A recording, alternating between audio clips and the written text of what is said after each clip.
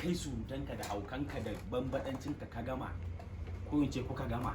Ni ka ce arziki, wai ina arzikin yake a Nijar? Me arzikin Nijar? Ina arzikin? Nan fa na ji labarin wani sanatan ku ya sato kuɗi miliyan 100 wai ya gudo Najeriya.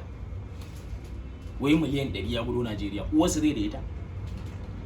Miliyan 100 nawa take dan ubanta? Ko kuma ka zo kana mana wai arziki. Ina arzikin? Ba ku da ƙasar noma. Ba kai da Allah, forget da Allah. Gaza. Kana magana arziki. Ka zo Najeriya. Ka zo Najeriya. Wanda ba sai mun faɗa ba. Ba sai mun faɗa ba. Kai bakin cikin kaɗan Najeriya je Nijar? Ne muke zuwa yi muna taimakon ku. Muna taimaka muku ne. Nan da kuke zuwa kuna gararan ba, kuna zinace akan titi, kuna kwana akan titi. Ne aikin ku anan din? Sai gadin gidan mutane shine aikin ku ba.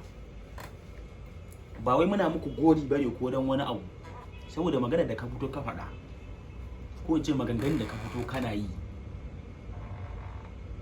Maganganun da ka fito kana yi. Naga hajjan ka ake aje ka ana ma interview, ana tambaye ka ai ni dan kishin ƙasa ne, dan me kai?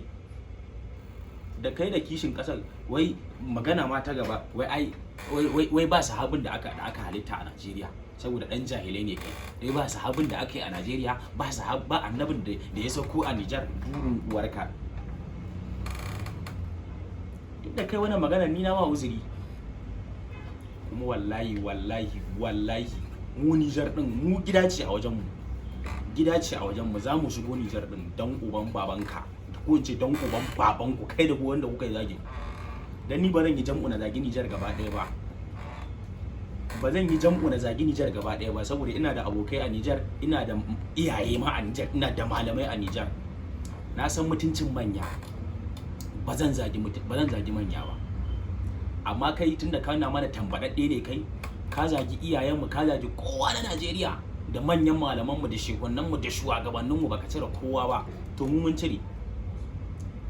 Ni wannan zage-zagen da nayi da kai da ɗayan wanda ya ɗauke ka kuka yi wannan zage-zagen, da ku nake ku bi tal. Amma mun san darajar manya, kuma muna girmama manyan mu, muna girmama manyan wasu.